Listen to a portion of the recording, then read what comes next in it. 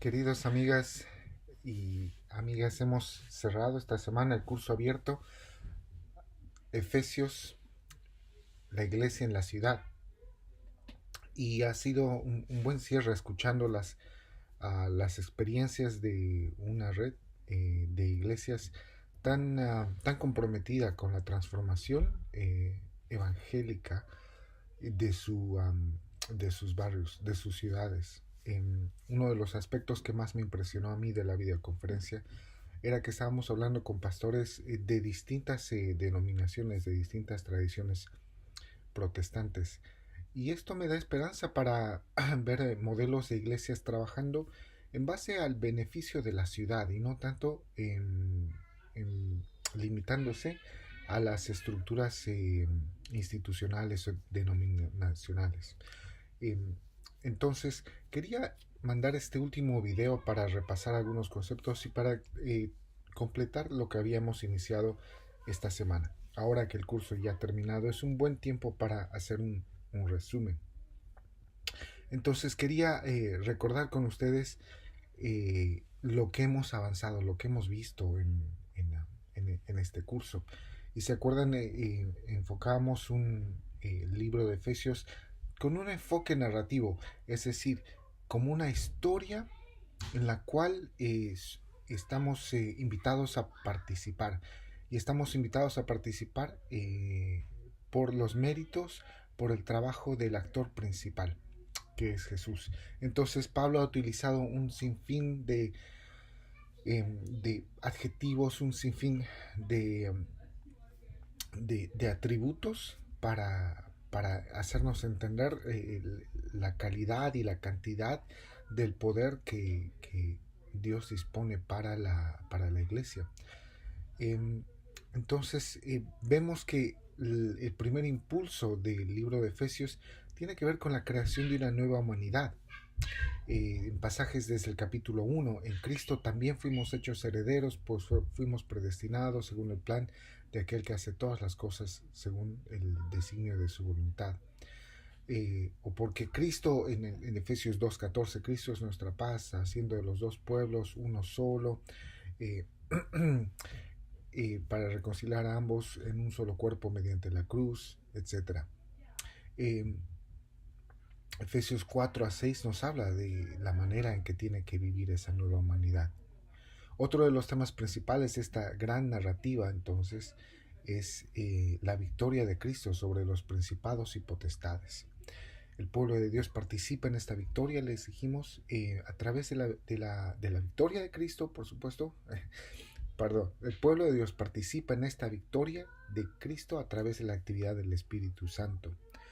En Efesios 1:9 nos dice que Él nos hizo conocer el misterio de su voluntad conforme al buen propósito que de antemano estableció en Cristo, para llevarlo a cabo cuando se cumpliera el tiempo, reunir en Él todas las cosas, tanto las del cielo como las de la tierra. Esa es la magnitud, la amplitud de la victoria de Cristo.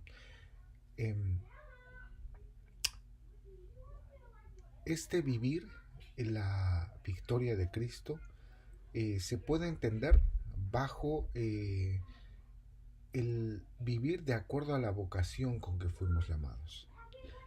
Esa vocación tiene que ver con responder a la iniciativa de Dios, al estímulo de Dios para nosotros. Entonces, Pablo va a hablar mucho de la unidad, de la importancia de la unidad en la iglesia, pero finalmente lo que Pablo hace es darnos tres exhortaciones principales, tres maneras de entender nuestra fe.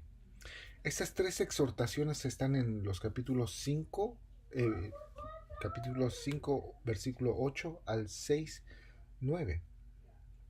Y estas exhortaciones, estas exhortaciones están hasta el 6:10, no hasta el 6:9. Es ahí donde empieza. Entonces, la primera exhortación en el 5:8 dice: vivan como hijos de luz. El fruto de la luz consiste en toda bondad, justicia y verdad, ¿no? Entonces, primero, vivan como hijos de luz, la primera exhortación. La segunda exhortación es empieza en el 5:15, que dice: así que tengan cuidado de su manera de vivir. Pablo aquí les decía que hace uso de un recurso muy conocido en la literatura sapiencial, que es el contraste, ¿no? Entonces, ¿cómo cuidamos la manera de vivir? Y ahí nos da tres, tres, tres maneras de cómo cuidar eso. Lo primero es no como necios, sino como sabios. No siendo insensatos, sino entendiendo la voluntad del Señor. Y tercero, no se llenen de vino, sino estén llenos del Espíritu, en el versículo 18. Y vamos a hablar de ese último imperativo, ser llenos del Espíritu. Pero antes de hablar de eso, quiero cerrar esto de las tres exhortaciones. La última exhortación está en Efesios 6:10, que dice, por último, fortalezcanse con el gran poder del Señor. La batalla con el enemigo es inevitable, debemos estar preparados, pero es una batalla que no se parece a lo que nosotros pensamos como una batalla. Las armas del Espíritu son distintas, no se acercan para nada a las armas del enemigo, a las estratagemas del enemigo. Entonces, estas son las tres grandes exhortaciones, ¿no? En el 5:8, vivan como hijos de luz. En el 5:15, tengan cuidado de su manera de vivir. Y la tercera es en el 6:10, fortalezcanse con el gran poder del Señor. Ahora, dentro de la segunda exhortación, les habíamos dicho que está este imperativo de ser llenos del Espíritu Santo. Y que esta llenura del Espíritu Santo se refleja principalmente en relaciones con el prójimo. Y esto se empieza a tratar a partir del capítulo 5:18. Entonces, veamos esto un poco más de cerca. ¿Cómo se vive esta llenura del Espíritu? Se vive para Pablo de cuatro maneras, ¿sí? La primera es hablando con salmos. La segunda es cantando y alabando. La tercera es dando gracias a Dios. Y la cuarta es sometiéndose unos a otros. Entonces, este imperativo de estar llenos del Espíritu Santo se vive de estas cuatro maneras. Repito, hablando con salmos, cantando y alabando, dando gracias a Dios, sometiéndose los unos a los otros. Entonces tiene que ver con cosas litúrgicas, si quieren, pero tiene que ver con la manera en que hablamos, tiene que ver con la actitud de la gratitud y tiene que ver, por supuesto, con la creación, el cultivo de estas relaciones cuyo paradigma es el sometimiento mutuo. Ahora, estos cuatro verbos, hablar, cantar, dar gracias y someterse, son participios activos. Es decir, en el griego, estos participios activos, ¿sí? Mejor se traducen hablando, cantando, dando, sometiéndose, ¿sí? No como imperativos, sino como aclaraciones o calificadores de un verbo principal. El verbo principal es sean llenos del Espíritu. Es decir, el verbo principal es el imperativo, que funciona, imagínense, como un sol. Y los participios activos son como planetas que giran alrededor de ese sol, ¿sí? Entonces, por eso les decía que es la mejor manera de entender esto es viendo como estos verbos calificando la llenura del Espíritu. Podríamos dedicarle un sermón entero a cada uno de estos cuatro verbos, pero Pablo mismo empieza a desglosar lo que es el sometimiento mutuo. Entonces tenemos que darle un poquito más de atención a eso y afortunadamente este tema se ha tocado bastante tanto en los foros como en la videoconferencia. Recuerden el contexto en el que escribió a Pablo, la sociedad romana del siglo I, la cual era altamente jerárquica.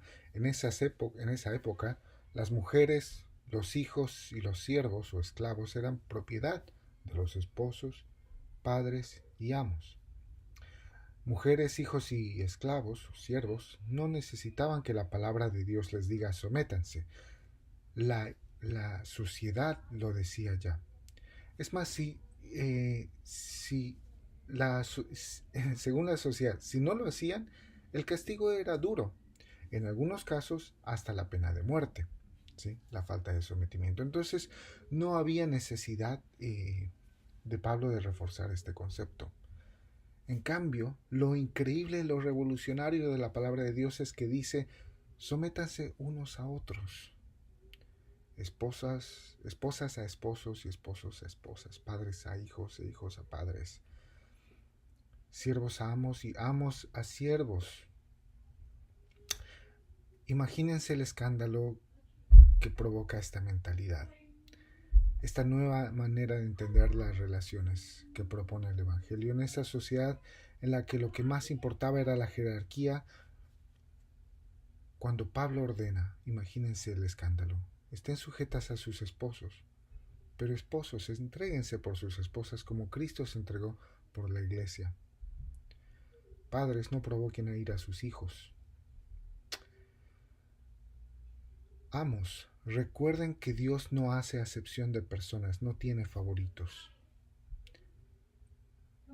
¿Dios no hace acepción de personas?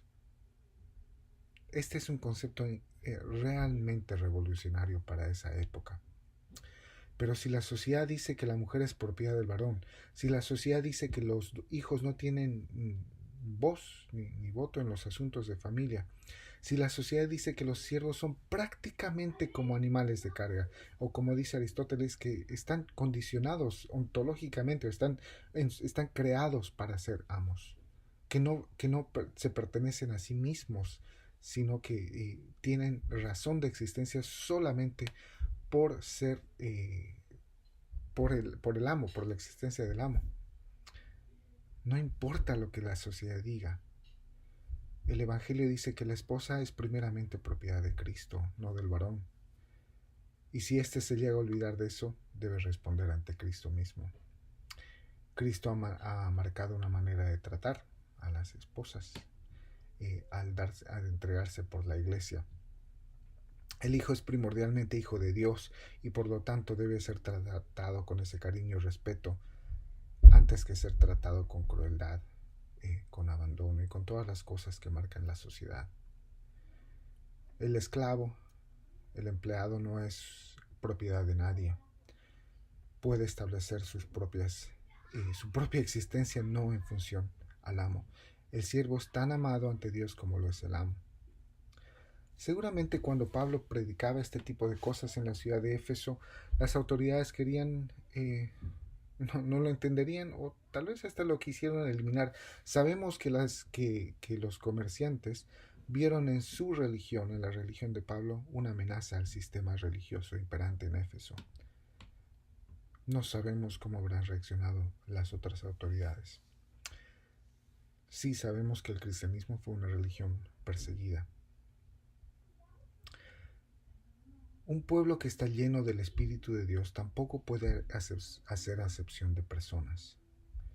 En un país o en países como los nuestros, llenos de discriminación, llenos de racismo, es vital que la Iglesia de Cristo se pronuncie con este escandaloso mensaje. Dios no hace acepción de personas. Dios no tiene favoritos. Todos tenemos que tratarnos con la dignidad y el respeto que Dios nos da. En Gálatas, Pablo va un paso más allá y dice, no hay judío ni griego, no hay esclavo ni libre, no hay varón ni mujer, porque todos vosotros sois uno en Cristo Jesús. No limitemos estos mensajes radicales de la Biblia para afirmar nuestras normas culturales, nuestras maneras de entender la realidad que están fijadas por la sociedad. Que nuestro discipulado sea radical. Finalmente, quiero tocar el tema de la tercera exhortación, en la que dice, fortalezcanse con el gran poder del Señor. Como les decía, la batalla con el enemigo es inevitable, pero debe ser entendida no de manera en la que a veces se habla de estas batallas espirituales, sino entendida en el contexto de estas relaciones que hemos visto, ¿sí? es una verdadera batalla espiritual, el sometimiento mutuo, pero que ya ha sido ganada por Jesús. Quisiera que pongamos atención a la manera en que Pablo introduce este tema. Por lo demás, fortalezcanse en el Señor y revístanse de la armadura de Dios. Y él dice, porque nuestra lucha no es contra sangre y carne, sino contra principados, contra potestades, contra los poderes.